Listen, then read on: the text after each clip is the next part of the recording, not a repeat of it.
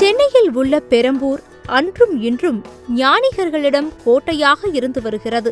பெரும்பாலான சித்த புருஷர்கள் சமாதியடைந்துள்ள இடமாகவும் பெரம்பூர் இருக்கின்றது. பல மகான்கள் மக்களின் அறியாமையை நீக்குவதற்காக, தமிழ் மொழியின் வளர்ச்சிக்காக அன்று பல ஆசிரமங்களை, மடங்களை உருவாக்கி அரும்பணி செய்தார்கள். இப்படி மக்களுக்காக, தமிழுக்காக தன்னை அர்ப்பணித்துக் கொண்டவர்தான் வீரசுப்பைய சாமிகள். சென்னையில் கந்தக்கோட்டம் முருகனை தரிசிப்பதென்பது சாமிகளுக்கு அத்தனை ஆவல். சாமிகளின் திருவாயிலிருந்து வரும் பாடல்களை கேட்பதற்கு பெரிய கூட்டமே காத்திருக்குமா. சென்னை பெரம்பூரில் தமிழ் வளர்க்கவும் மக்களுக்கு தொண்டு செய்யவும் ஆவல் கொண்டு ஆனந்தாசிரமம் என்ற ஆசிரமத்தை தொடங்கினார்கள் சாமிகள். பின்னர் அனந்தானந்தா சுவாமிகள் அனந்தாசிரமம் என்ற பெயரை மாற்றி ஸ்ரீ வீரசுப்பைய ஞான தேசிகேந்திர சுவாமிகள் மடம் என்ற பெயரில் மடத்தை சிறப்பாக உருவாக்கி பல அறப்பணிகள் செய்தார் என்பதும் சிறப்புக்குரியது. பல்லாயிரக்கணக்கான மக்கள் சாமிகளை தரிசனம் செய்ய வந்தபடி இருப்பார்கள்.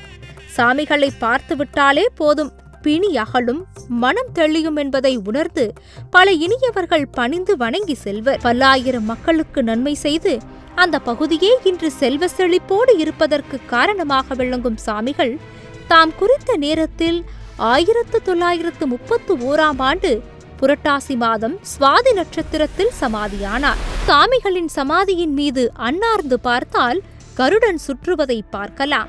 இன்றும் சாமிகளின் சமாதியில் பேராற்றல் நிலவுவதை உணர முடிகின்றது. தாம் பெற்ற சித்துக்களால் தன்னை அண்டி வருகின்ற மக்களுக்கு பல தீர்க்க முடியாத பிணிகளை, பிரச்சனைகளை தீர்த்து வைத்து பல மாற்றங்களை நிகழ்த்தி கொண்டிருக்கிறார் வீரசுப்பைய சாமிகள்.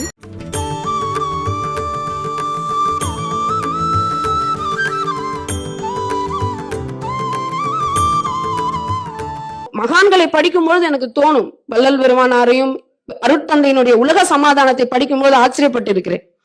எவ்வளவு நுணுகி போயிருந்தா இப்படி எல்லாம் எழுத முடியும். அதே ஆச்சரியத்தை உண்மையாக மனதார சொல்கிறேன். இந்த ஐயாவுடைய ஞான அமிர்தம் படிக்கும்போது நான் ஆச்சரியப்பட்டேன்.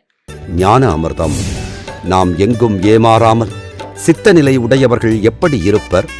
அறம் மூலமாகவே நம்முள் இறை உணர்வை எவ்வாறு பெறுவது?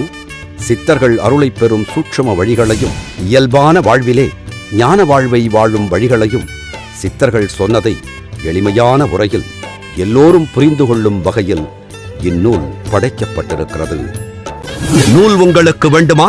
அதற்கான அலைபேசி எண் 7397394 ஜிபே மூலம் செலுத்த 9176564723.